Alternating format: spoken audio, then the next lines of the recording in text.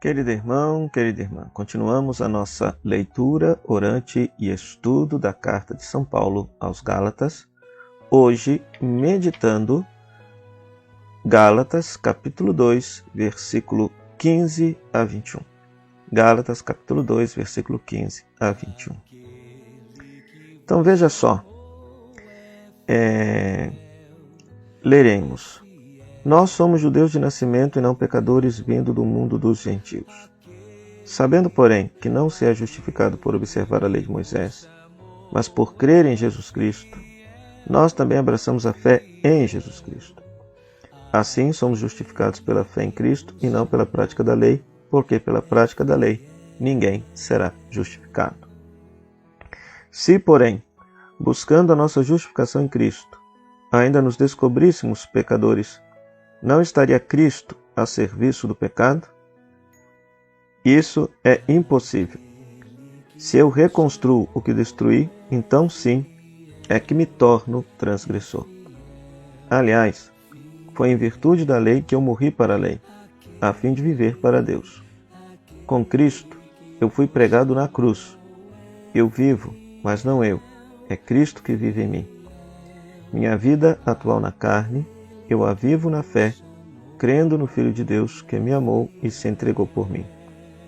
Eu não invalido a graça de Deus. Ora, se a justiça vem pela lei, então Cristo morreu por nada. Palavra do Senhor, graças a Deus. Querido irmão, querida irmã. Então, neste trecho, Paulo, ele fala a partir da sua própria origem judaica e Paulo contradiz os dogmas dos judeus, dos radicais judeus cristãos.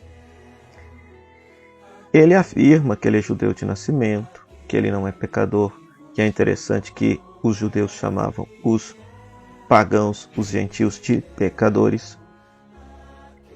E ele vai afirmar também que ninguém é justificado por observar a lei de Moisés, mas somos salvos pela fé em Cristo. Por quê? Ora, primeiro porque a lei judaica ela é excludente. Em que sentido? Ela exclui, por exemplo, as mulheres. A religião judaica, quem pratica são os homens. As mulheres não praticam a religião judaica. Ou seja, as mulheres, não há preceitos para as mulheres na religião judaica. Quem pratica a religião sempre são os homens. Segundo, exclui todos os outros povos. Por quê? Porque se trata de costumes específicos da cultura judaica, dos judeus, e não dos outros povos. Então, em outras palavras, se for a prática da lei judaica que nos salva, que nos justifica, significa que somente homens judeus é que haveriam de ser salvos, e todo o resto haveria de ser condenado. Haveria de ser condenado. E aí, veja só, Paulo vai afirmar categoricamente que somos salvos, portanto, por Cristo, de tal maneira que ele não deseja invalidar a graça de Deus. Se a justiça vem pela lei, Cristo morreu por nada. Então, é bonita essa frase. Foi em virtude da lei que eu morri para a lei, a fim de viver para Deus. Com Cristo eu fui pregado na cruz. Então, essa experiência mística de Paulo com Cristo fez com que ele descobrisse Cristo como verdadeiro Salvador, de tal maneira que ele morre para a lei e nasce para Cristo, de tal maneira que Cristo passa a viver nele. Esta frase também é muito linda. Eu vivo, mas não eu, é Cristo que vive em mim. É Cristo que vive em mim.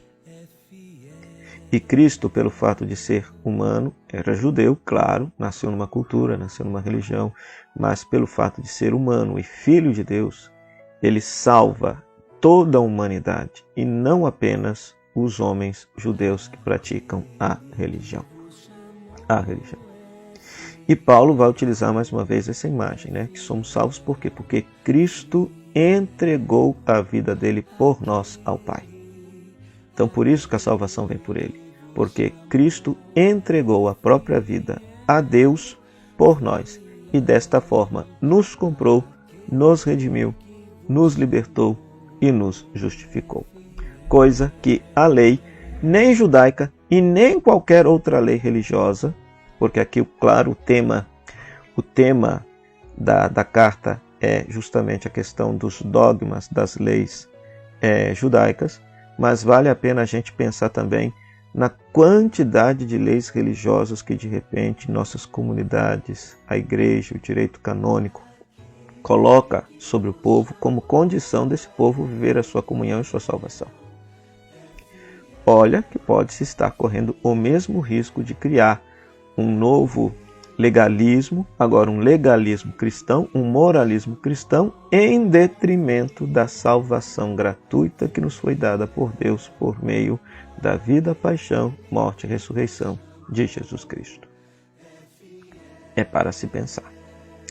Então que você possa ler mais uma vez esse texto, recontar esse texto com as suas palavras para si mesmo.